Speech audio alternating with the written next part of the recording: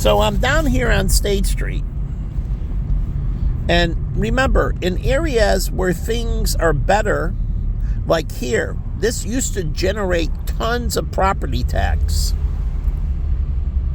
And then things started taking a downturn, like Sears moved to the suburb. And they emptied out of the Sears Tower. You know that building has always had, after the Sears moved all its offices to the burbs, the building had a problem with occupancy because it lost an incredibly large tenant and there wasn't somebody filling in the space. If you lose something, you got to receive something to offset it.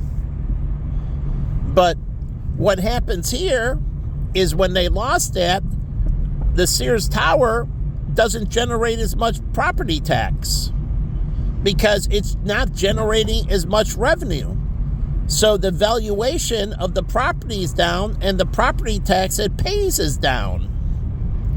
So what happens is the area can't maintain its infrastructure as well. So let me tell you this. So these areas, they generate more property tax if they stay good. But the bums down here, they bring them down and the area can't generate as much property tax.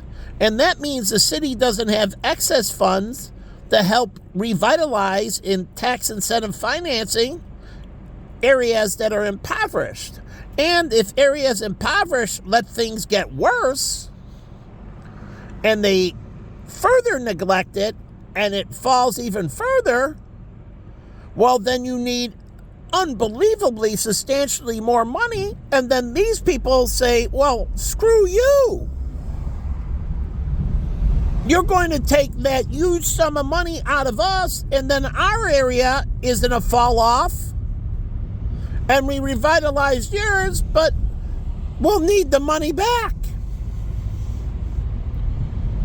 And so when you start getting higher valuations, you think you're going to have more money to keep on improving, but no, you don't. You got to throw it back in the other direction, and then your upside starts slowing down to stalls.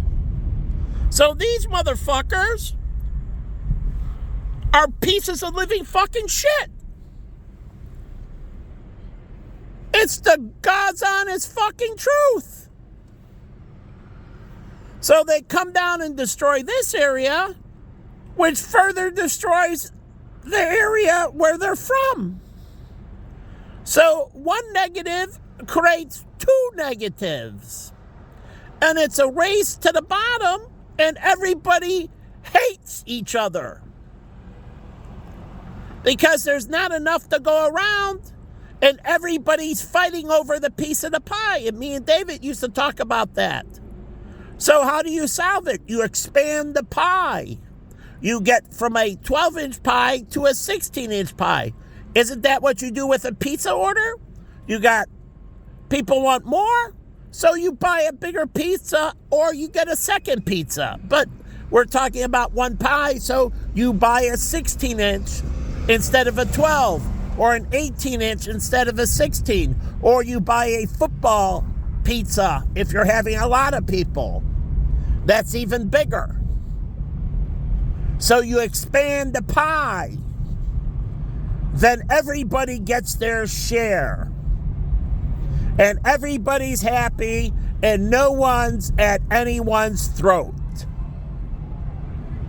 Solving the problem.